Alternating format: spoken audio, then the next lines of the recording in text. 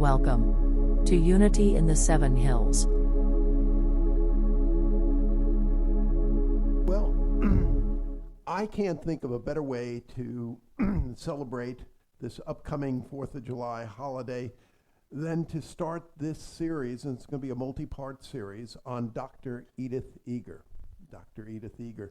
Now, it was several presidential debates ago. I think it was one of the ones where Bill Clinton was running. And the question was, if you could meet and the emphasis was on living, a living hero, who would that living hero, I spent an afternoon with your living hero, who would that be? And I recently thought, well, who would I put down? My first thought was maybe I'd put the Dalai Lama down, but then I thought the line to see the Dalai Lama would probably be too long. So I then thought, you know who I'd really like to see? Dr. Edith Eger. Incredible woman, Auschwitz survivor, student of Dr. Viktor Frankl, became a psychologist in her own right, and suffered for many years from post-traumatic stress disorder, PTSD, herself, and then came up with incredible breakthroughs in treating PTSD, author of several wonderful books, which Oprah really picked up on, and one of them is, and I'm going to be referring to it a lot during the series, is The Gift, but she's written other ones. We have copies, Bonnie has copies back there, so please, there's several copies of The Gift which you can get. Also easily purchased online. I wouldn't be surprised if at our local Barnes & Noble, whatever. Now, the way I heard about Edith Eger, and because I think I was fairly late to this, because I mean, she had almost as much airtime with Oprah as Eckhart Tolle, but somehow I didn't hear about her through Oprah. The way I heard about her, there were several books which meant an awful lot to me, and I did series on them. One was The Book of Joy, which essentially was the Dalai Lama's 80th birthday celebration, and Archbishop Desmond Tutu went to northern India, and it's a book about that celebration of the Dalai Lama's birthday. And the other is The Book of Hope, which is about Jane Goodall, and interviews with Dr. Jane Goodall. The key editor, or the key motivating force behind both books, was a guy by the name of Doug Abrams. A wonderful editor, and I'm glad he pushed both books through. But he was more than an editor. I mean, he actually participated in a lot of what he interjected is also in the books. And he would interject stories about Dr. Edith Eger. And those stories just hit me. I mean, they were so spot on and all that. And I started reading more about her and thinking, my God, if Unity were to give out a fifth principal award, I mean, they give out at the convention, they give out a Charles Fillmore Award, a Myrtle Fillmore Award. But if they gave out a fifth principle, remember the fifth principle again, it's not just head knowledge, it's actually living it and putting it into actual, and believe me, Edith Eger has been through a lot more than her cell phone not at 5% charge on an Indiana freeway. This woman, I mean, I'm reading this is really living, wow, what a dramatic example of actually living these unity principles in very difficult situations. So what I would like to do today, I'd like to give a short bio, talk a little bit about Dr. Eger's life, and then what I would really like to also go into an image which she is, which is in so many of her books, her teachings, and everything else like that, is the image of the phoenix rising. That mythological bird, which gets in a fire or something, gets burned to nothingness, and then out of that seemingly tragedy, up comes the phoenix again, rising and flying, and this time even stronger than it was before. That the tragedy, which seems the worst liability in the world, becomes an incredible asset to build, not destroyed, but rebuilt and regenerated. And I think it's a wonderful, powerful image, and there's a lot there for us. So, a short bio on Dr. Eger. She was born. She's born to Hungarian Jewish parents in the 1920s. Her father was a tailor, owned and ran a tailor shop. Good provider, but kind of simple, humble guy. Her mother, and it's going to be interesting because a lot of this paralleled in Dr. Eger's life. Her mother, before meeting the father, had this ultimate romantic relationship with a real artsy guy, which was tragic and broke apart, but remained in many ways, even though there was no contact, the real love of her mother's life. And so now she's married to a tailor, successful and all that, but it's not the most fulfilling thing for the mother. Edith has an older sister. Edith, at a very young age, starts dancing, and turns out she's really good little ballerina. And she's in several art schools. It looks really, she's going to make it to the Budapest Ballet easily, probably the Vienna, maybe the Berlin, or maybe even to Paris. She's really talented. And then she starts doing gymnastics and is really good at it. And the next thing you know, she is on the Hungarian Olympic gymnastic team, preparing for the Olympics. Unfortunately, this is the period of the rise of Hitler in Nazi Germany, and I didn't know all that much about Hungary during World War II, but as the Nazis expanded and their empire took over, some places they actually they installed their people. In other places they put in puppet governments. For example, in France, the northern part of France was Nazi-run. The southern part of France was run by Vichy, French collaborators, and so they did the same thing in Hungary. It wasn't Germans, but it was Hungarians who were collaborators and willing to play ball with the Nazis. So it wasn't as brutal as certain other parts of the Nazi Empire for a long time, but Edith was told, you can't be on the Hungarian you're Jewish, you can't be on the Hungarian gymnastics team. Where she was going to school, you can't go there anymore. So things started to really close in. The other thing which I find really interesting, several of her relatives told her, it's really good you're a great dancer and a gymnast, and maybe that's the way you'll be able to get a husband, because you're certainly not going to be able to get a husband on your looks. And, and Edith took this in. Now, I've seen pictures of what she looked like back then. And if this is what it means getting whipped by the ugly stick, bring the ugly stick on. She was beautiful, and yet she retained, these things that were said by several older relatives made such a permanent dent, and that's how she felt about herself. Well, it was started to become 1943, 1944. The Nazis threw out the government in Hungary, put their own people in.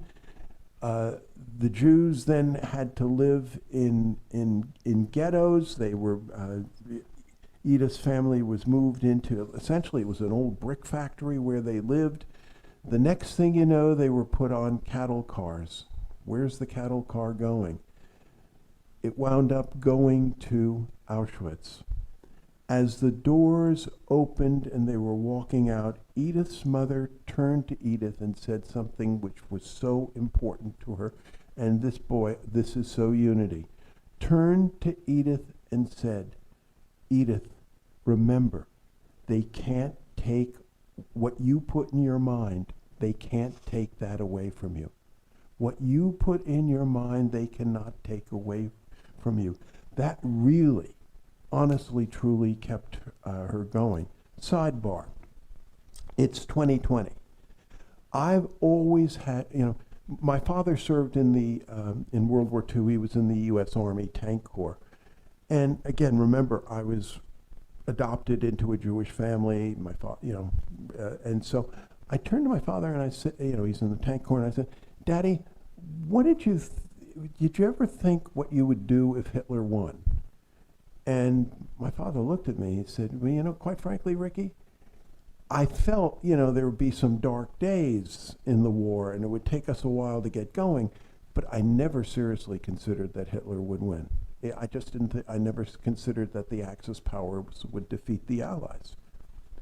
So I had this feeling, people talking about, well, the crumbling of American democracy, and I always used to think it can't happen here. It can't happen here. We have the Constitution, we have the institutions, it's this American civil virtues and what we, it can't happen here. It's 2020 and I was sitting at the breakfast table and I was reading several articles and I started to get a real sinking feeling. Oh my God, it could happen here. It could. I can't tell you what a low sinking feeling that was. It could happen here. Then this other thought came to me. Even if it happened here, they can't take the Christ away from you. Let's not be parochial about it. They couldn't take the Buddha nature away from you. They couldn't take the divine spark away from you. And as that thought came to me, and the way they can't take the Christ away from you. I had this feeling, even if it does happen here, I have divine wisdom, I will know what's the right and proper thing to, I will know what the right and proper thing to do. They can't take the Christ away from me. Remembering Edith Eger's mother, remember Edith, what you put in your mind, they cannot take away from you. There's a profound reason why this is called New Thought. A profound reason. Edith walked in, and her parents walked in, and as they came into the gates, there was Dr. Joseph Mengele, Dr. Death, the famous Nazi doctor of horror, and he's judging, you go this way, you go that way. Her parents are told to go this way. You get a shower, you go that way. You go this way. Edith and her older sister were shunted that way. Her parents were shunted that way. And Edith is, obviously, she turned to one of the guards and said, what's going to happen to my parents? And he said to her, you see the white smoke? That's your parents. That's your parents. That night, again, Edith thinking, she's not pretty and all that. Mengele saw her, and Mengele just saw from the way she walked and find out she's a dancer. And yes, she's a dancer and a gymnast. Bring her to I want her to come to the hall with me tonight after dinner. Her parents, that happened, and that very night, she's brought in front of Dr. Mengele, and Mengele says to her, dance for me, dance. And she had to dance. To make a long story short, she did not meet Viktor Frankl in Auschwitz. Frankl was in Auschwitz. Finally, when the camp was liberated, there were a pile of corpses, and the Allied soldiers came and one soldier realized that this is not a corpse. There's still life in this person, and that was Dr. Edith Eger. She got her health back. Married, interesting, probably it was a marriage very much like her mother to somebody who was, not because she had been in love with the love of her life from before the war, and she was never able to to meet him. So Hungary, you go from the Nazis to the communists. The communists are now taking over Hungary. She was very fortunate to be able to get out of Hungary and come to the United States. So she was able to know freedom and economic opportunity in the United States. But, you know, wherever you go, there you are. And there was so much she was not free of. She went through, it took her a while to realize this is post-traumatic stress disorder. She had tremendous guilt, survivor guilt.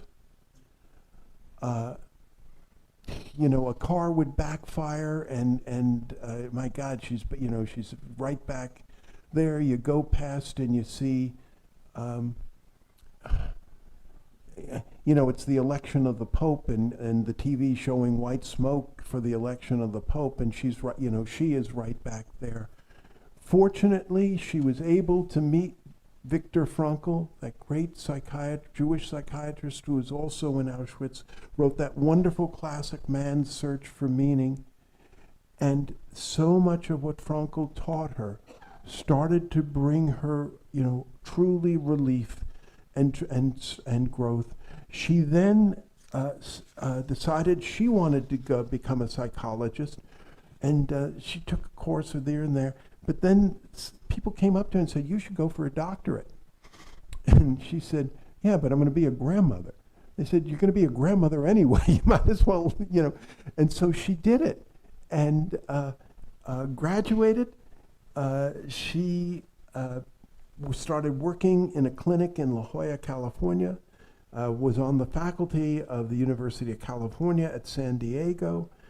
And she starts really working on PTSD. And this is a woman who's been there, done it, and got the t-shirt, and starts making incredible breakthroughs on this. The U.S. Army gets really interested. They start reading her papers, and so because now they're dealing with a lot of trauma patients from PTSD patients from Vietnam and other military actions. She starts doing a lot of breakthrough work. Then she starts writing. One of the books she wrote was The Gift, which we, you know, copies. Oprah reads it, and the next thing you know, has her on like she has Eckhart Tolle on, and the next thing you know, you know, Doug Abrams hears about it. I hear about it, and as it were, almost the rest is history. An incredible life. But an image which has been important to her is the image of the phoenix. Because there's a lot of times, you know, one of the key principles she also believes is nobody comes through this thing called life unscathed. Nobody comes through this thing called life unscathed. And it really is pointless to say my scathing was more serious than your scathing. Many of us fortunately have not faced things as horrible as Auschwitz, but we faced our own little closet of horrors and stabs in the back and relatives telling you, even though you're gorgeous, as Dr. Eger, I think, is, you know, and she's in her 90s now, and I think she's still, you know, a beautiful, beautiful woman. You know, that nobody comes through this thing called life unscathed. And her image of the phoenix is the phoenix goes through the tragedy and seems in many ways destroyed by it, but rises again, and rises in a way which is, you know, stronger than ever before. She, you know, first of all, she says, you know, victimhood, to be a professional victim is so unproductive, and is just wasting a life. She writes, Edith says, "I'm here to tell you that the worst prison is not the one the Nazis put me in. The worst prison is the one I built for myself." Dr. Eger says, "Our thoughts and beliefs determine and often limit how we feel, what we do, and what we think is possible." And then she says, and I think that's really, 4th of July, the foundation of freedom is the power to choose. The power to choose. So we'll be talking in this series, one of the things that's so important, get out of victimhood. Get out of being the professional victim. And realize that, that not only, recovery, but rising like the phoenix is possible. Another AA story. A person actually in the big book, Central Text of AA, and recently passed, but had a big impact, was a guy called Dr. Paul, who was alcoholic doctor and wound up locked up in the psycho ward of the hospital where he was on staff and on call. Dr. Paul said, I used to think that being an alcoholic would be the worst liability in the world. And now I realize that being an alcoholic is the greatest asset one of the greatest assets that I have. Turning a liability around into an asset. And, there's so many stories, and I don't care whether you take these stories in the Bible literally, metaphysically, or some combination of the two. But probably the most famous one of the lot is Joseph. Joseph sold into slavery by his brothers. And so anyway, there's famine, and the brothers go down to Egypt to get food. They walk into the chancellor's throne room, and they look at the chancellor and they realize, oh my God, it's our brother Joseph who we sold into slavery. Our goose is cooked. And Joseph looks at them and says, I forgave you a long time ago. You did it for evil, but God used it for good. God used it for good. Spirit used it for good. As the Apostle Paul says in Romans, all things work together for good for those who know and love God. It was true back then, and it's still true today. And Dr. Eger says I have found, said Dr. Eger, there's certain things you can do to start rising like a phoenix. The first thing she says is really important is getting out of victimhood. Is stop being a professional victim. Stop wallowing in your story. Stop believing that you can't have an existence which is beyond, yes, it was horrible. Yes, it was this. Yes, it was that. But guess what? Nobody comes through this thing called life unscathed. And don't go around comparing your scathing to other people's scathing. And don't, et cetera, et cetera. The first thing she talks about is that it's important to own your own story. One of the first steps towards healing from trauma, she says, is to acknowledge and accept the reality of what happened to you. This involves not wallowing in your story, but owning the story and accepting both the pain and the beauty that can come from it. Finally, it reached a point where she was feeling, this was now in the 1950s, she was feeling so badly, even though she's now living in the United States, and financially and everything else seeming secure. She said, I'm going back to Auschwitz. I'm going back to Hungary. I'm going back. Her older sister, looked and said, you're crazy. I'm not doing that. She went back to Auschwitz. She started to really own her story. Not wallow in it, but own it, acknowledge it, and move on from it. Second, cultivating a self-awareness. Dr. Eger emphasizes the role of self-awareness and emotional intelligence. The interesting thing is IQ, evidence seems to be you're born with the IQ, and you can't lift the IQ that much or whatever, but EQ, emotional intelligence, is teachable, and the evidence seems to show that, boy, oh boy, you can grow in emotional intelligence. It's important, she says, to develop the ability to identify and express our emotions, as well as to recognize your triggers and patterns of behavior.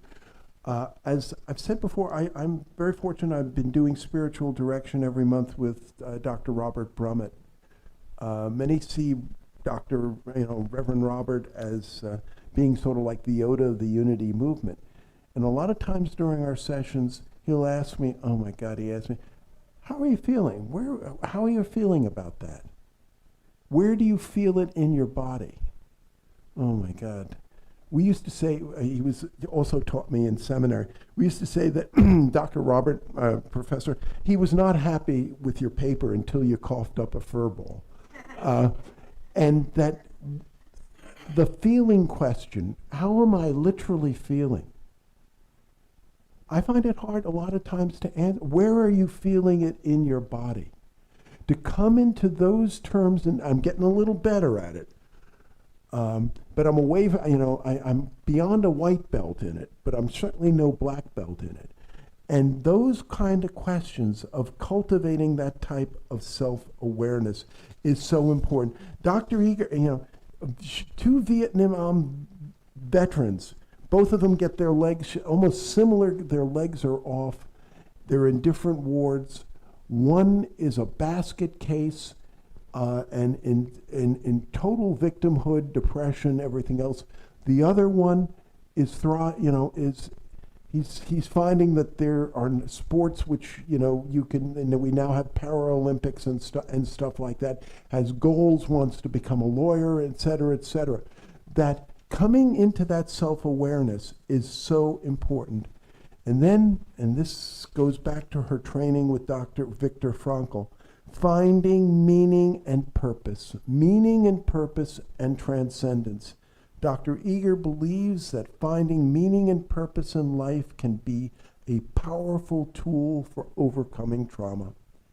This can involve identifying and knowing your values, setting goals, and finding out that the universe is more than your ego, transcending that ego to something which is beyond the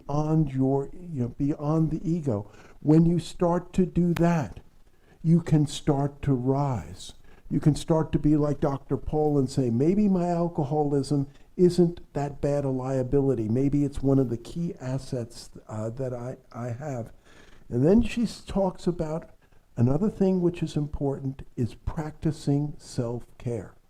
Practicing self-care. Now, I remember I was an intern at Unity Village Chapel, which is sort of like the mother church at Unity Village.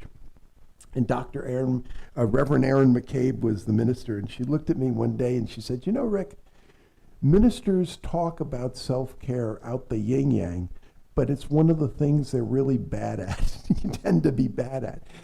That was very important because self-care, to become a minister, you go through and Unity, you go through what are called LNOs, license and ordination exams, and you face a committee. You do 4 of them. So I did my first one.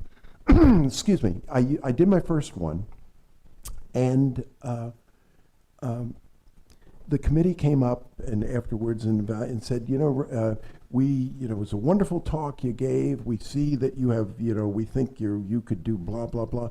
But there is something we're seriously concerned about, and that's ministerial burnout. And I thought, my God, I haven't even been given, and then they started talking about self-care and ministerial burnout. And quite frankly, it's something which I am still working on. That sense of self-care. Remember the loving spoonful? What a day for a daydream. The ability to say every once in a while, you know what? Custom made for a daydream. Go down to Peak View and just walk that path and look at the flowers and the trees and stuff like that. That kind of self-care can be so important. Now, let me say that these principles, you don't have to go to Auschwitz for these principles to really work. There's a poet and writer by the name of Maggie Smith. She's written, one of her poems, Meryl Streep recently read it on the internet and it's gone viral. 2 books which I could recommend by her. One's called Keep Moving. The other is, you can make this place beautiful. Maggie, married to her childhood sweetheart, upper middle class existence, two kids, everything looks just going along great, till she finds out her husband's been cheating on her. And the marriage dissolves and goes down the tubes. She starts going into serious depression and starts working these principles. And she starts getting the notion that maybe out of this, which seems like this horrible tragedy to her, maybe she can start to take this tragedy and turn it into an asset. Hence the title, you can make this place, you look around and think, oh my God, this stinks. You can make this place beautiful. Essentially the title of her book and what Meryl Streep read. Maggie also would add to, I think, to Dr. Eger's list, two things. One thing in particular, the importance of spiritual communities. The importance of spiritual communities. Story. It's the first Christmas, and she doesn't have her kids, and she is all alone. All right, get out of, she said, I used to look at essentially my body as a plant stand for my head, living all in your head. And she started getting into running and all that. So it's Christmas morning. She goes out and she starts running, comes back sweaty and all that. And she sees several people at the door, and they're from her spiritual community. And they said, we remember we went through divorces, and we remember what those first Christmas was without the kids. We baked cakes and all this and all that. Come on in. And so she's standing around in all her sweatiness, as it were, and all that, eating cake, which was, and around people from her spiritual community. The other, she then gets a phone call from her prayer chaplain. And if you're not connected to we have wonderful prayer chaplains. Get connected to them. Prayer chaplains calls and says, I hear, this is your first Christmas without, and they share. And she said, you know what? The Beatles are right. You get by with a little help from your friends. A powerful, and two things Maggie says. First, she had some spiritual principles, kind of, sort of. But she said, going through this divorce, the principles stopped being kind of, sort of. They became real, and they became so deep. They became so deep. And she realized the importance of spiritual communities in rising like a phoenix. And so I would say, nobody, to remember, first of all, nobody comes through this thing called life unscathed. And it's pointless to compare my scathing to your scathing. We all come through. Nobody comes through this thing called life unscathed. And that getting out of being a professional victim is so important. And then owning your own story, not wallowing in it, but owning it, coming into contact with it. As Edith Eger's case, going back to Auschwitz, cultivating self-awareness, knowing when those triggers are happening. And the hard thing is, what am I really feeling? What am I feeling inside? Where am I feeling it? And coming into contact with that. And then, so important, finding meaning, purpose, and transcendence, realizing that life is so much more than our egos. And then lastly, and this I admit, something I'm really learning, self-care. Self-care. And when we do this, we, like Dr. Eger, can start rising like the phoenix, even though some hard things and knocks have happened in our lives. Next week, when we come back, we'll continue the series on Dr. Edith Eger and talk about things like grief, sorrow, and some more about how to get over pain. But let me today give the last word to Dr. Eger, and I think it really ties into the 4th of July. Dr. Eger writes, when you change your life, it isn't to become a new you. It's to become the real you, the real you. And she also writes, the ultimate key to freedom is to keep becoming who you truly are. The ultimate key to freedom is to keep becoming who you really are. Boy, oh boy, Unity, Essence, Unity 101. Thank you, and God bless.